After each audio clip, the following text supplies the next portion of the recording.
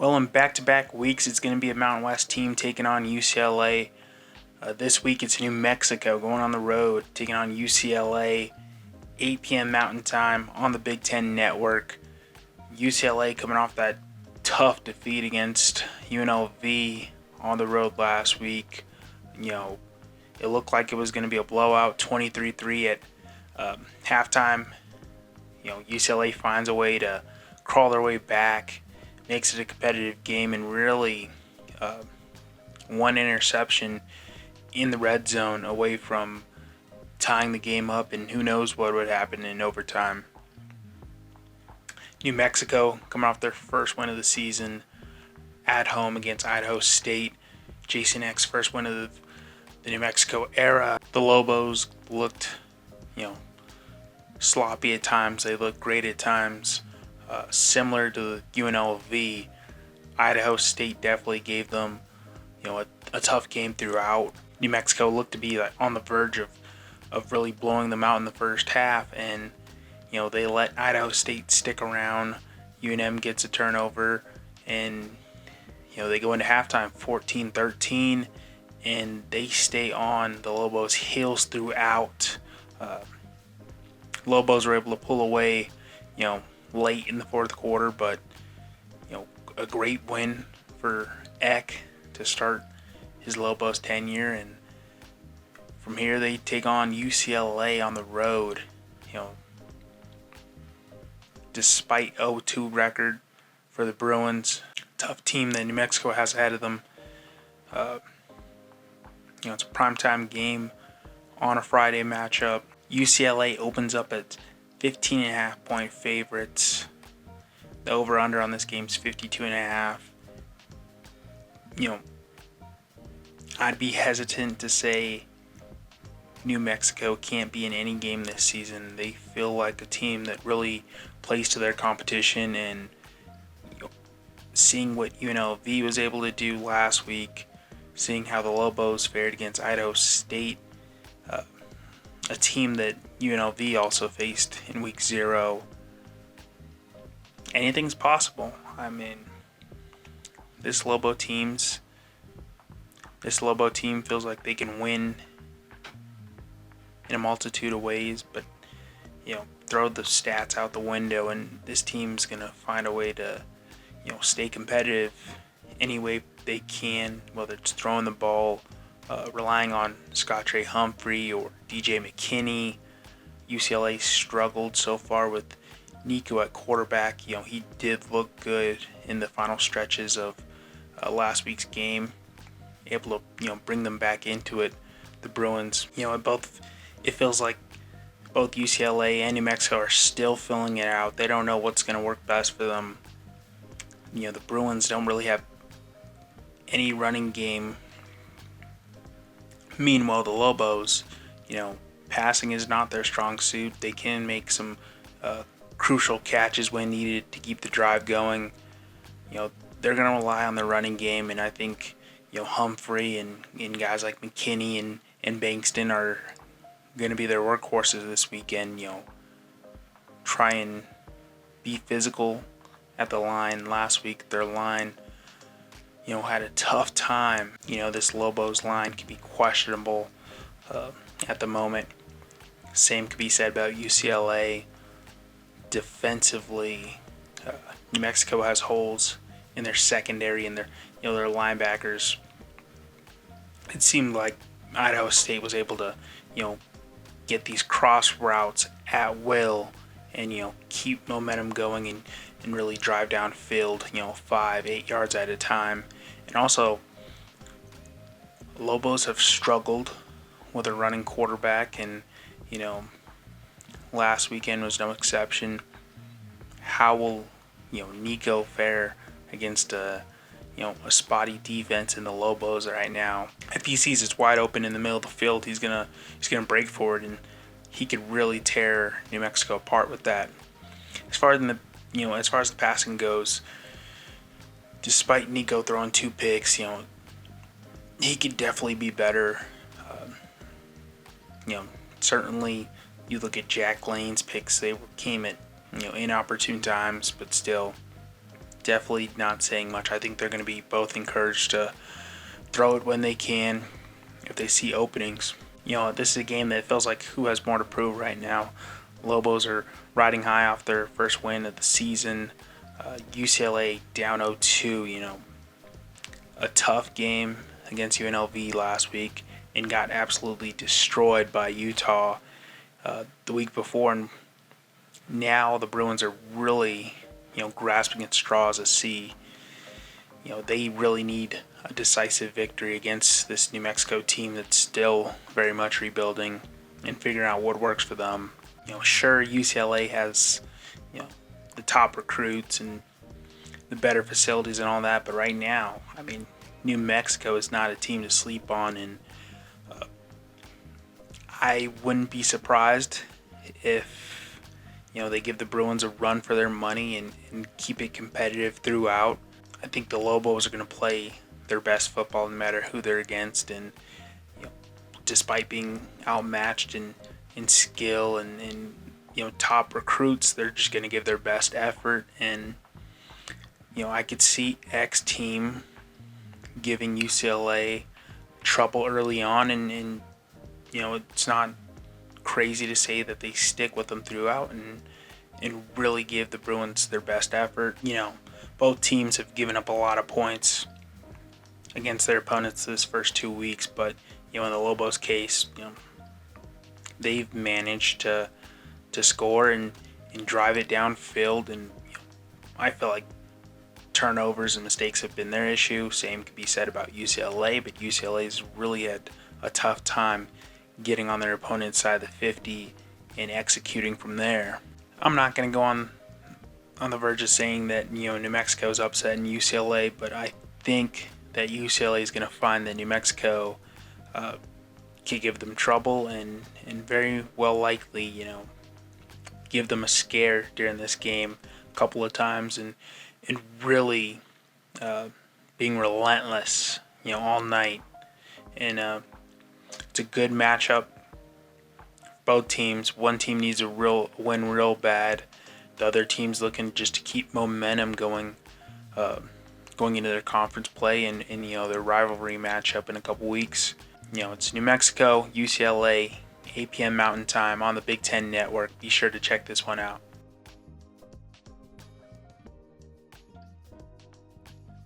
We got Middle Tennessee going on the road to take on Nevada. This is a 3 p.m. Mountain Time game on the Mountain West Network. It's two subpar teams going at it, and I'm not sure who to take on this one. The Wolfpack barely getting by off of a last-second win on Sacramento State a week ago. Middle Tennessee 0-2 on the season, having lost to Wisconsin and Austin Peay. Not close games, either one of them. Nevada, 9.5 points spread. The over/under on this game is 47.5. I would be hesitant to take either team in this situation. I would imagine this is a closer game than on paper. I don't see the Wolfpack really blowing anyone out right now in the season. 10 points, that's huge. That's a big spread for the lack of offense that we've seen from Nevada so far. Chuba Purdy doesn't even have a passing touchdown so far this season. He's relied really on his mobility. Is that enough to get them a win against Middle Tennessee? I'm not sure. Nick Badiato, 3 touchdowns, 300 yards so far this season. They've looked more effective, but he could have been stat padding in those blowout losses. The lack of offensive production from both these teams, it's going to be a question of who makes them more mistakes. I would lead towards Middle Tennessee being that team to make more mistakes, getting more turnovers, but these both look to be teams that have just been playing bad football so far to start the season. the Wolfpack being at home, maybe give them a slight edge there, and maybe Chubba Purdy's gonna have a more effective game in week 3. I just don't see this being a high-scoring game either way. I lean towards Nevada. The Blue Raiders really haven't shown much. They haven't stood competitive in both their games so far this season. Meanwhile, the Wolfpack coming off a win. Granted that it was a last fourth quarter win coming off of a big 6, but they've shown to have some guys defensively that can step up and win it for the Wolfpack. I imagine this being a very close game. I lean towards Nevada having a better outing this time around at home and maybe winning by a touchdown. But I would not count out Middle Tennessee and what they can do offensively if they can really match Nevada, score for score. We're in for an unlikely shootout, but I think defensively both teams should come up strong and really challenge both quarterbacks. I like for both teams to try and run the ball, get the running game going, and if they can pass later on, so be it. But just establishing the run first, Purdy being the more mobile quarterback should work in their favor. It's going to be an interesting game to find out. It's going to be on the Mountain West Network, 3 p.m. Mountain Time. Nevada at home taking on Middle Tennessee.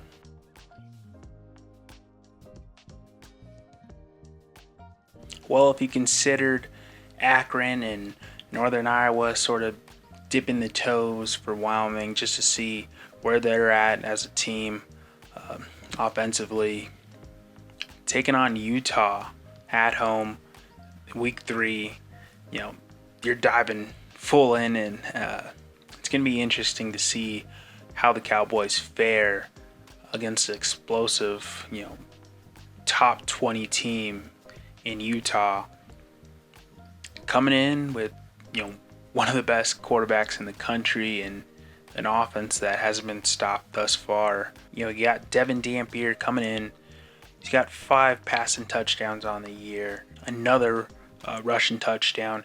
He really hasn't had to rely on his feet so far this year, even though he, very much well can put up, a century mark in a game. He has a much better unit around him than he did at New Mexico, where he really doesn't have to do that much. He can rely on his guys. He can rely on his defense to, come up big, get some stops. And now he's just sort of coasting, doing what he favors, choosing his weapons, destroying defenses so far against UCLA and Cal Poly. How does this Wyoming team limit Dampier to the best of their ability? I'm not sure. It's going to be interesting to see. Utah coming in 22.5 point favorites. The over/under on this game is 48.5. Man, I would expect Utah's going to get in the end zone quite a bit this weekend. I could see them putting up, 5-6 touchdown type of game. The question is, how does Wyoming limit the offense, and what can they do on their side of the ball? Can Keenan Anderson and that running game really get going and sort of control the possession, control the clock to the best of their ability, limit possessions for the Utes? I think the Cowboys are gonna have to rely on their trio of backs, get Sam Scott going early, and pound it with Samuel Harris and Teron Kelman. Get those guys rolling. If you can just control time of possession, give Utah as few opportunities as possible to score, you can manage the game a little bit better. You're gonna require your defense to come up big. And so far, the defense has looked pretty solid against the competition they faced. Huge step up. Top 20 team in the country. This is the first real test for Wyoming. They've looked, they look lethargic in the game against Akron. They looked much better in Northern Iowa. This is a huge step up in competition, and you're at home, but can you not,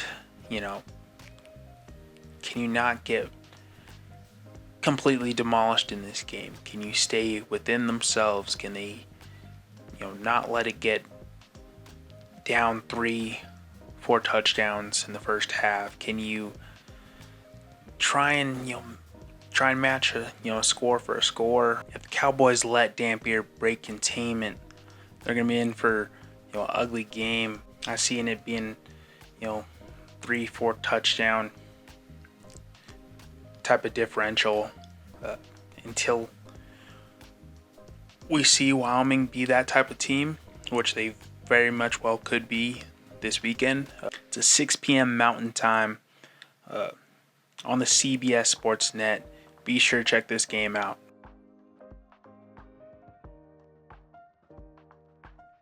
In what I believe is going to be the closest matchup of the weekend, got Air Force going on, taking on Utah State. Air Force looked good in their debut, taking on Bucknell, blew them out of there pretty early. Utah State coming off a loss against Texas A&M, where they managed to do their best, stood within the game. Week 1 had a win against UTEP, looked pretty solid there. Now you take on your first conference game of the season in Air Force, who appears to be back to their old ways. It's going to be a close one. I see Air Force giving the Aggies just about as much trouble as they had last weekend. I think Utah State's offense is going to be way more effective this week than it was against Texas A&M, but the Falcons play that scrappy, unrelenting type of football that gives everyone in their conference trouble. I think Bryson Barnes could have a heck of a day. I think he's ready for that type of coming out party type of season under Bronco Mendenhall. It seems like their offense is way more explosive this time around. I know the Falcons defense will be stingy, to say the least. They're not going to give up any easy plays over the top. And offensively,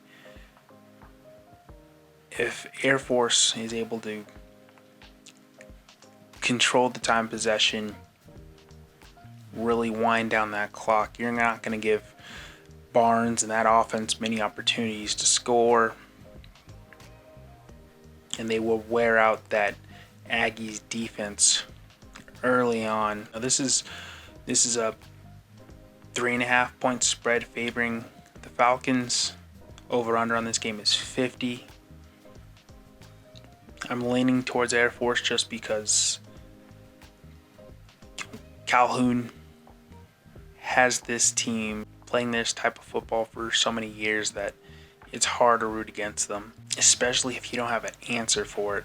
I think the step up in competition helps Utah State out. I believe they come into this game more prepared. The Falcons coming off a bye last week. I might go on the limb and say that Utah State pulls away from the Falcons and possibly doesn't make this game as close as possible. I could see, the Aggies offense having quite a day back at home, and I could see them winning this game by a touchdown or more. I think the Falcons are a good team still, but what the Aggies have shown thus far, they're way ahead than the expectations I had of them starting this season. Looks like Bronco has them playing effective, reliable football that keeps you in games. And I think the Aggies get it done against the Falcons this weekend. This is a 7:45 Mountain Time game on FS1. Be sure to check this one out.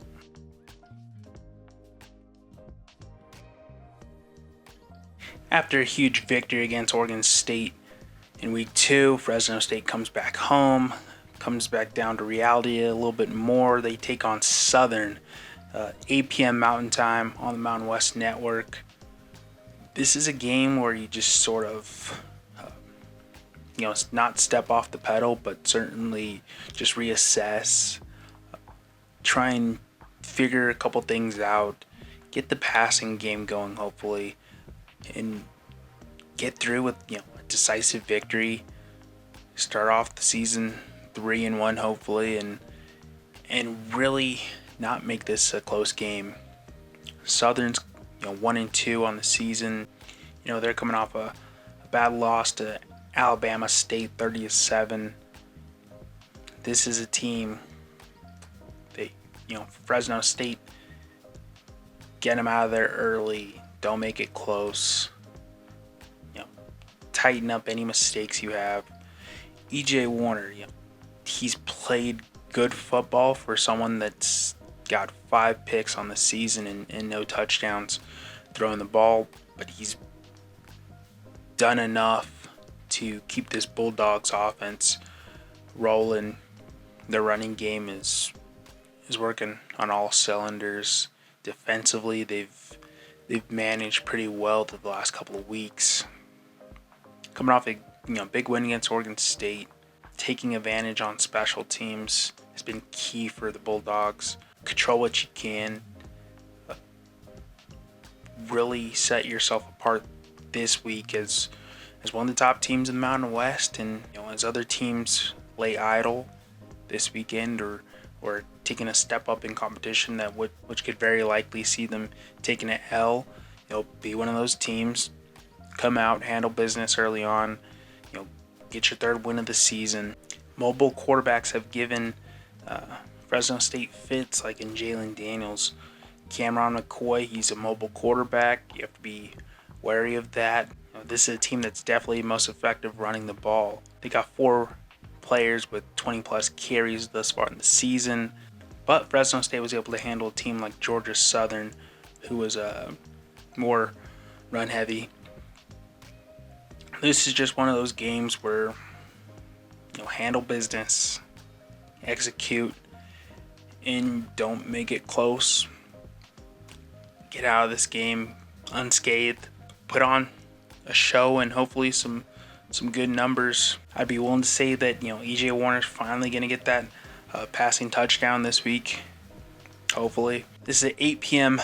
Mountain Time game. It's going to be on the Mountain West Network. Be sure to check it out.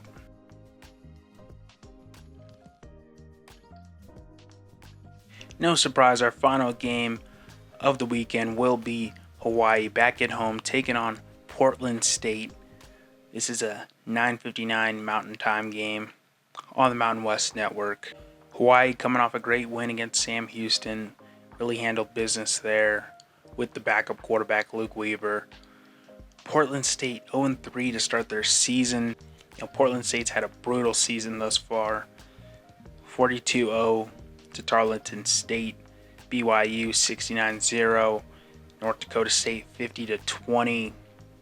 Now they take on a Hawaii team that can really score. Those types of teams that have holes in their game. This could very likely be another blowout to add on to Portland State's schedule this season.